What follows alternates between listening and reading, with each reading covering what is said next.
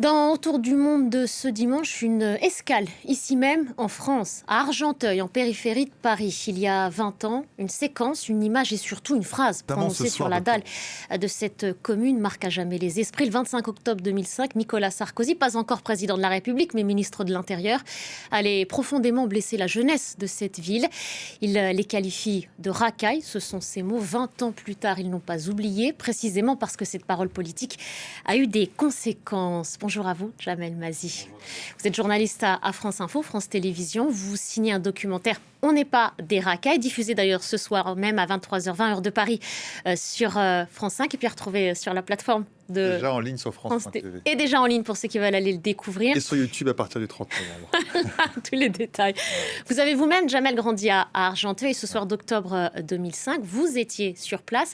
Vous avez même interpellé le ministre de l'Intérieur. On va regarder un extrait et puis ensuite on en parle.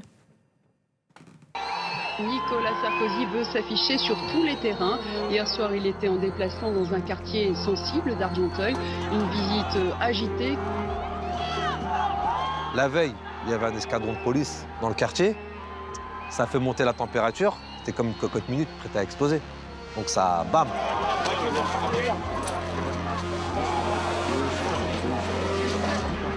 Et lui, il a profité de ce moment-là pour sortir cette fameuse phrase. Vous en avez assez, hein? Vous avez assez de cette bande de racailles. On va vous en débarrasser. Et allez, bonjour. Il a fait un coup de com' extraordinaire. Mais nous, on s'est sentis humiliés, je vais pas te mentir. Tu l'as pris pour toi à l'époque? À l'époque, tout le monde, c'est mes semblables.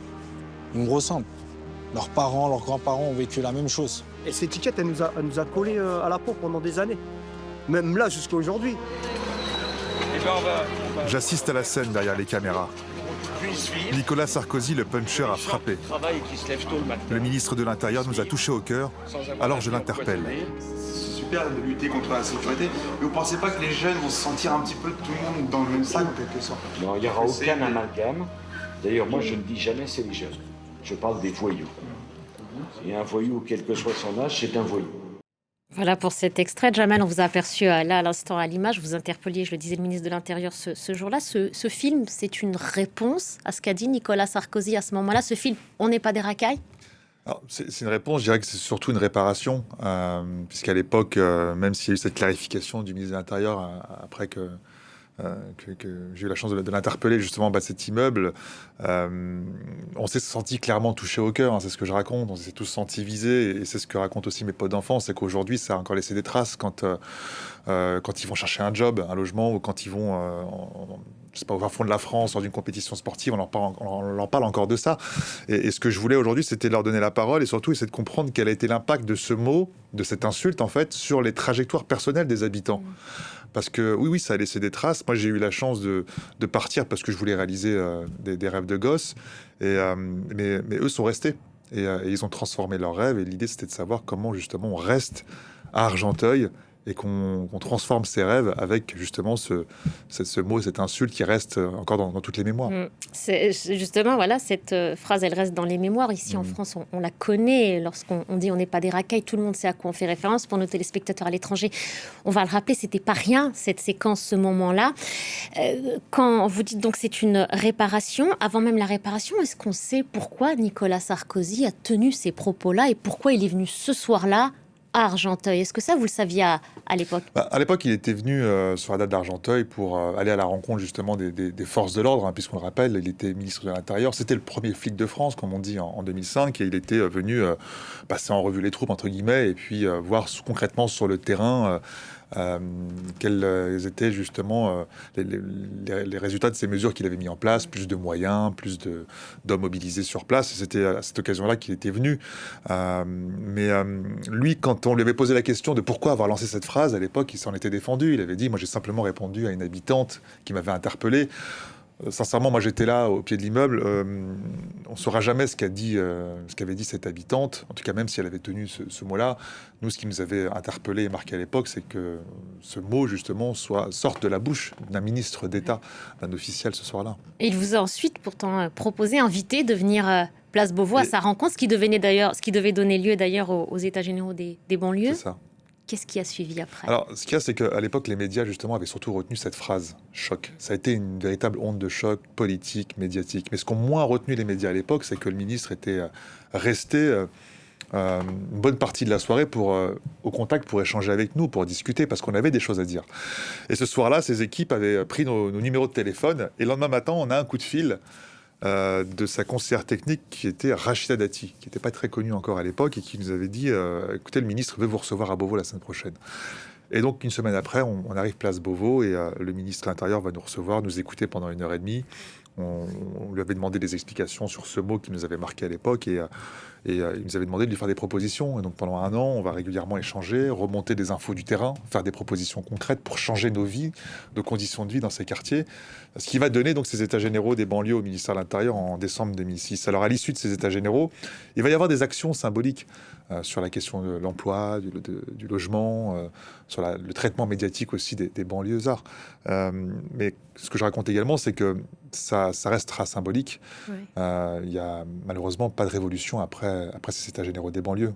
Et c'est ce que disent d'ailleurs vos amis d'enfance, dont vous livrez les témoignages dans ce documentaire, Rafik, Abdellah, Hakim et Toufik, pour citer ceux-là. Ils l'ont dit dans votre film, ils se sont sentis humiliés, insultés, et pourtant, ils ont une trajectoire aujourd'hui qui force quand même l'admiration. Ils ont fait quelque chose, ils ont peut-être essayé de compenser ou de réparer à leur manière aussi ce qui a été fait à ce moment-là. Ce qu'il y a, c'est que moi, j'avais commencé à filmer dès l'année 2001, il y a 24 ans, c'était l'année de Love Story. Avec la petite caméra offerte par votre frère. Que mon grand frère m'avait offerte, et moi, je voulais aussi ma propre télé-réalité, entre guillemets. Je ne savais pas ce que j'allais faire de ces images, mais en tout cas, je voulais absolument saisir, immortaliser notre quotidien au Val d'Argenteuil, parce que je savais qu'on n'avait pas la même vie que les autres, de ce qu'on voyait à la télévision.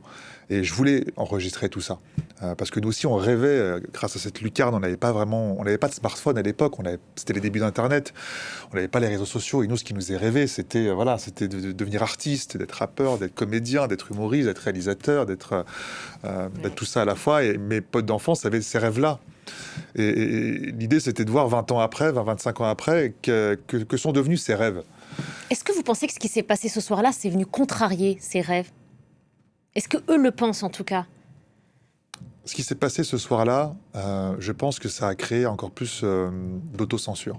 C'est-à-dire que quand on vient chez vous, quand un représentant de l'État vous dit voilà, vous êtes une bande de racailles, même s'il a voulu faire la différence, mais en tout cas, c'est ce qui est resté dans les mémoires. Chez certains, ça leur a fait dire finalement, peut-être qu'on est des gens infréquentables et que c'est pas pour nous. La gloire, la réussite, etc. Et donc, il peut y avoir une forme d'autocensure, et c'est ce que me racontent certains de mes potes d'enfance. Mais au-delà de ça, ce qu'ont fait mes amis d'enfance, ça a été de se sacrifier, de transformer leurs rêves pour rester sur place au Val d'Argenteuil. Au service des autres. Pour être au service des autres. En fait, ils sont restés à Argenteuil pour être au service des autres et combler un vide immense qui est censé combler l'État et les services publics. C'est ce que fait Hakim, qui est devenu médiateur et qui arrive d'ailleurs à désamorcer des situations de conflit. On va en inspirer beaucoup, je pense, Hakim, d'ailleurs, dans ses méthodes. Et il y a aussi Toufik, le coach, le prof de boxe. Ça aussi, c'est énorme ce qu'il fait. Voilà, vous êtes allé dans sa salle de boxe. C'est vraiment énorme ce qu'il fait aussi pour ces jeunes. Et puis en plus, il y a des vocations là qui sont en train de naître grâce à lui. Certains visent des championnats. Donc, il y a des champions de France dans son... qui sortent de cette salle-là. Ils sont en train de compenser ce qui n'a pas été fait, en fait, cette absence de politique publique, cette absence de réflexion pour ça. Ils ont le sentiment d'être en train de le combler, mais aussi d'être dans une forme de mission qui est la leur, sans forcément d'engagement politique, d'ailleurs. C'est ça, c'est qu'il n'y a pas d'engagement politique. Le seul engagement pour eux, c'est au service des gamins. Ils n'ont pas le sentiment de combler un vide, ils comblent un vide. Et moi, c'est ce que je leur dis, et moi, c'est ce qui m'a terriblement frappé. C'est pour ça que je voulais aussi leur donner la parole et leur rendre hommage. On voit aussi Abdellah Boudour avec la grande dictée pour tous. On a reçu ici même. Qui a fait le tour du monde, qui a fait une dictée à l'Élysée, au château de Versailles. Lui qui est toujours l'amoureux des mots. Donc, que ce soit Abdellah, Rafi, Toufik, Hakim, oui, ils sont là à combler des vides. Et ce qui est beau, c'est qu'ils se sont sacrifiés eux-mêmes pour permettre à ces gamins de pouvoir un jour réaliser leurs rêves. Et c'est ça qui est formidable. Et on le voit aussi, comme vous le disiez, avec Toufik dans sa salle de boxe. Il enseigne la boxe éducative. Donc lui, c'est vraiment d'essayer de d'éviter que les gamins ne tuent l'ennui via les addictions ou la délinquance. Aujourd'hui, il y a aussi un fléau qui sont les ballons, vous savez, le protoxyde d'azote, Ouais. cette drogue là, qui fait des ravages avec des séquelles neurologiques irréversibles. Il y a aussi ce fléau-là. Donc tous ces potes d'enfance-là, tous mes potes d'enfance sont des anges gardiens, en fait. Et il y a même des femmes qui veillent sur d'autres femmes. Je Oui. pense aux mamans solo. Vous êtes aussi allé à la rencontre de celles qui vivent ces galères silencieuses, comme vous le dites. C'est important aussi de pouvoir les entendre et d'entendre toute cette solidarité qui se met en place comme ça. C'est un peu un système D, mais c'est une solidarité qui... C'est ça, c'est ce que je raconte aussi dans le documentaire, c'est que quand on lance ce mot racaille, justement, ce soir-là, il y a 20 ans, sur la dalle d'Argenteuil, c'est pas anodin, parce que quand on vient sur la dalle, on s'adresse à une population qui est surtout pauvre. 20% des habitants de la dalle vivent en dessous du seuil de pauvreté, donc on s'adresse à des gens qui sont extrêmement vulnérables. Et ce qu'il faut savoir, c'est que quand on pointe la responsabilité des parents aussi dans ce que font les gamins, c'est qu'il faut voir aussi à quoi ressemblent les familles et les parents. Ouais. Très souvent, ce sont des mamans solo, plus d'une famille sur 4 est une famille monoparentale.